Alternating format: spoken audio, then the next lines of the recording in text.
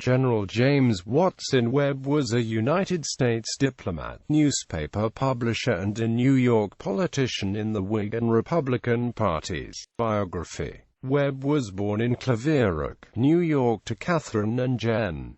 Samuel Bloggley Webb, a Revolutionary officer of distinction. At age 12 he moved to Cooperstown, New York, to live with his brother-in-law and guardian, Judge George Morrill. He entered the United States Army in August 1819, advanced to the grade of first lieutenant in 1823, and in the following year became Assistant Commissary of Subsistence. In September 1820, a party led by Lewis Cass, governor of the Michigan Territory, on its return from the exploration of the source waters of the Mississippi River, encountered Lt.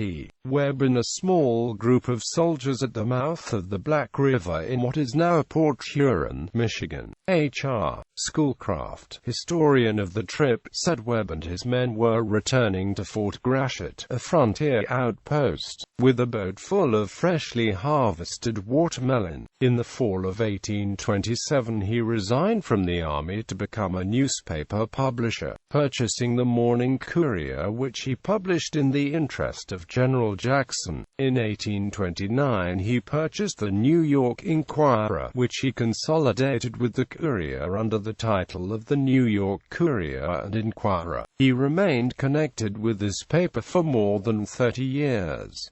Historian Don C. Sides wrote of those days. James Watson Webb, of the horrendous Courier and Inquirer, who was a good deal of what was known in the day as a lady killer and Beau Brummel, sneered editorially, for example, at Greeley's ill-worn clothes. Just before indulging in this persiflage, Webb had been indicted, convicted and sentenced for acting as a second to Henry Clay in a duel with Tom Marshall. The term of duress was 2 years in Sing Sing, but Governor William H. Seward pardoned him before he went behind bars, in return for which Webb named one of his sons William Seward Webb. In 1834, Webb used the Courier and Inquirer to coin the name of a new political party, the Whigs. Webb had formerly been a supporter of Jackson, but no longer. The same year he recycled or invented extravagant rumors of miscegenation, that the abolitionists had counseled the daughters to marry blacks,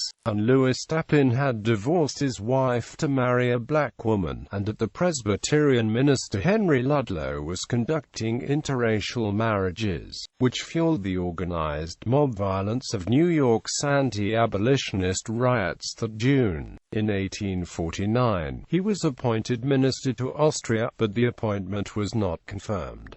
That same year he married Laura Virginia Cram. In 1851 he was appointed Engineer-in-Chief from the state of New York with the rank of Brigadier General, but refused to accept the appointment. In 1861, he was appointed Minister to Turkey, but even though it had been confirmed by the United States Senate, he declined. As Glyndon Van Dusen wrote, Webb, an inveterate beggar for office, wanted a diplomatic appointment that would be lucrative. Shortly afterwards he was appointed Minister to Brazil and served in the position for 8 years. At Paris in 1864, he negotiated a secret treaty with the Emperor Napoleon III for the removal of French troops from Mexico. In Paris and Rio de Janeiro, on land or sea, wrote Abraham Lincoln's biographer, Carl Sandburg. Webb believed that Lincoln should have appointed him Major General, rating himself a grand strategist, having fought white men in duels and red men in frontier war.